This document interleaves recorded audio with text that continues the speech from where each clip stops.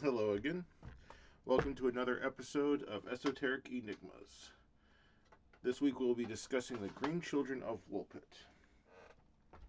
Is there a secret underground world of green-skinned people? A dark land with strange foods and languages? It might sound crazy, but there is some evidence that maybe there is. Allow me to introduce you to the green children of Woolpit. Woolpit is a village near Suffolk, England, and according to records, sometime during the reign of King Stephen, between 1135 and 1154, most likely near the end of his reign, a pair of children were found in the woods outside the village. They were not your ordinary children. This pair, a boy and a girl, had green skin and spoke a language that no one understood. This tale comes from two main sources. The first is William of Newburgh's Historia Rerum Anglicarum, written in 1189, and Ralph of Coggeshall's Chronicum Anglicarum, written in 1220. William was a canon at the Augustine Newburgh Priory in Yorkshire, and said that his account of the children came from a number of trustworthy sources. He also said, "I was so overwhelmed by the weight of so many and such competent witnesses."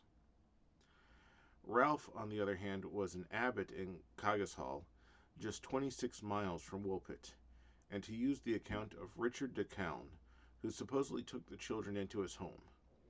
The two accounts do not agree on some details, indicating that their authors did not see the other's account. William Caden also mentioned the tale in passing in his book Britannia in 1586. He likely had read the previous accounts and did not have anything to add to the story. There is no mention of this in the Anglo-Saxon Chronicles, which covered the history of England up to the death of 1154. Hence this likely taking place at the end of his reign. It was written by the monks in Peterborough Abbey in Cambridgeshire. The Chronicles does mention other wonders that happened around the same time. The tale is as follows. It was harvest time in Woolpit. William specifies in his account that it was during the reign of King Stephen, but does not give the exact year. Stephen ruled from 1135 to 1154. The villagers discovered a pair of children by one of the wolf pits that gave the village its name. A wolf pit is a deep pit dug into the ground with bait dropped into it. The wolves would smell the meat and go into the pit after it, but then could not climb or jump out. The villagers found a girl and a boy. The girl was the older of the two. They were not locals. They spoke a language that no one else understood. They wore strange clothing made from unknown materials, and most notably, their skin was green. The children were taken to the manor of Sir Richard de Calne. Richard de Calne was a well-educated man and appeared to have some amount of status. He was a local noble. He reported that the children refused all food for several days. One day, some locals brought some freshly harvested beans to the manor. The children learned to open the pods and eagerly ate the beans raw. After a few months, Richard was able to get the children to eat normal food, and they slowly lost their green color. It was decided that the children should be baptized. The boy, depending on the version you read, was rather sickly and dies either shortly before or shortly after his baptism. The children eventually learned English and told Richard, or according to Ralph, just the surviving girl told Richard their story. William's account says the following. "We are inhabitants of the land of St Martin, who is regarded with peculiar veneration in the country which gave us birth. We are ignorant of how we arrived here. We only remember this, that on a certain day, when we were feeding our father's flocks in the field, we heard a great sound, such as we are now accustomed to hear at St. Edmund's, when the bells are chiming, and whilst listening to the sound in admiration, we became on a sudden, as it were, entranced, and found ourselves among you in the fields where you were reaping. The sun does not rise upon our countrymen. Our land is little cheered by its beams. We are contented with that twilight, which among you precedes the sunrise or follows the sunset. Moreover, a certain luminous country is seen, not far distant from ours, and divided from it by a very considerable river. Ralph's version changes a few of the details but has the same basic story. He does add that everything in St. Martin's Land was green and that they had passed through a cavern to get to Woolpit. But when they saw the local farmer, they got scared and tried to go back, but the cave they had exited was no longer there. Summing up the details, the two children were from St. Martin's Land, a land without a sun. They were taking care of their father's flock when they heard a noise and they went to investigate. They got lost and stumbled on Woolpit. Richard wrote down the girl's account, but he had never heard of St. Martin's Land, nor had anyone else. The girl was eventually given the name Agnes and worked at Richard de Calne's manor. Sources say that she was very wanton and impudent. William goes on to mention that she went on to marry a man from King's Lynn, a town about 40 miles from Woolpit, and that she was still living there when William was writing his history. Duncan Lunan, a writer and astronomer, and a name you might remember from the Black Knight satellite, researched the history of Richard de Calne and determined that Agnes was married to Richard Barr, a royal justice appointed by King Henry II. However, there is some doubt about this, as everyone who was involved in this tale has been dead for several hundred years. Separating the truth from fiction is a bit hard. We have two main sources that were written a couple decades apart and use different sources, including Richard de Calne's own journal. And Agnes was supposedly still alive at the time the first history was written. That means within her lifetime, multiple sources of the tale arose. That makes me more inclined to believe this. I doubt Richard would have filled his own journal with lies.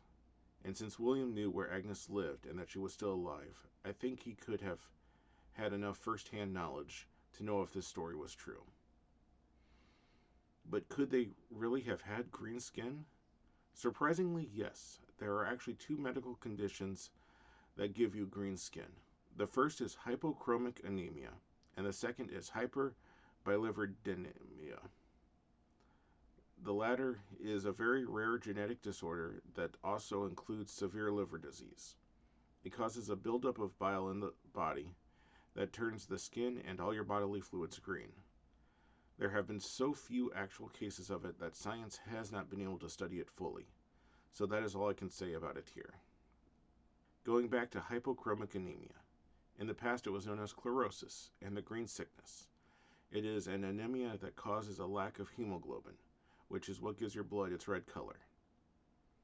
German physician Johannes Lang discovered, or at least wrote down, this disease in 1554. He wrote down a few more things about it that we won't talk about here because he was just plain wrong. One of the symptoms of hypochromic anemia is that the skin takes on a green hue. A person that does suffer this condition said they were very sick and hospitalized, and their mother had to warn family members about how green they had become before they went to see them. As it is an anemia, once you start eating properly, it gets better. Could this be what gave the children their distinctive color? Paul Harris, a historian that has studied the subject a lot more than I have, thinks so. However, John Clark, who wrote a follow-up article, thinks otherwise. Madej, citing Clark, said that many of the people at that time should have been suffering anemia, and the tone of green of the children's skin must have been something unprecedented and unusual. While anemia is a condition that many people might have suffered at that time, not all anemia is hypochromic. I am no doctor, and I do not understand all the differences. I just have to trust the doctors who do understand. So perhaps this is what ailed the children, and maybe a knowledgeable man like Richard de Calne, nor the rest of Woolpit, had ever seen it before. But if they were suffering anemia from malnutrition, why did they initially turn down food when it was offered to them? I know British food is a bit bland, but when you are hungry and there is free food in front of you, you eat it. Let's talk about the language a little bit now. Going back to Paul Harris, he suggested that perhaps the children were Flemish immigrants and might have lived in the village of Fornham St Martin. Fornham St Martin is one of 3 villages along the River Lark, the other being Fornham St Genevieve and Fornham All Saints. Fornham St Martin is just 12 miles away from Woolpit. Once again, John Clark objects. The theory of displaced Flemish orphans does not stand up in many respects. He says that Richard de Calne was educated, so he should have recognized the Flemish language. It was prevalent in court at that time, as one of the king's chief advisors was Flemish. Also, the villages are within a day's travel from each other. Or perhaps there is a difference between Fornham St Martin and St Martin's Land that Richard knew. Was it called Fornham St Martin in those days? I saw that in the 1500s it was called Fornham Merton, so it seems like the name has not changed much over the years. As for the cavern that Ralph said they passed through, there is an old chalk mine about 9 miles away near Fornham St Martin, but there is no known cave exit near Woolpit. At least, none that anyone has found and talked about. So the children could have left Fornham, got lost in the cave, but there is no known way for them to come out by the village to be found.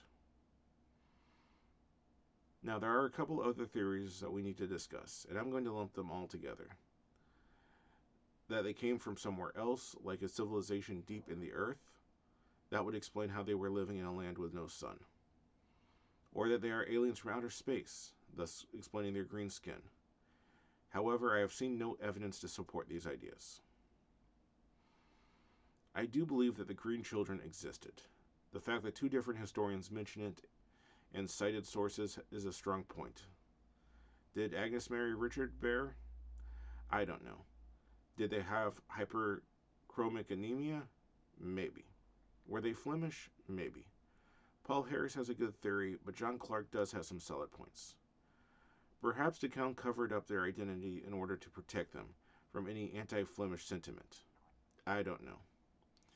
As Brian Haunton said in his book, Hidden History, Lost Civilizations, Secret Knowledge, and Ancient Mysteries, Paul Harris's theory is the most widely accepted explanation at present, and certainly suggests plausible answers to many of the riddles of the Woolpit mystery.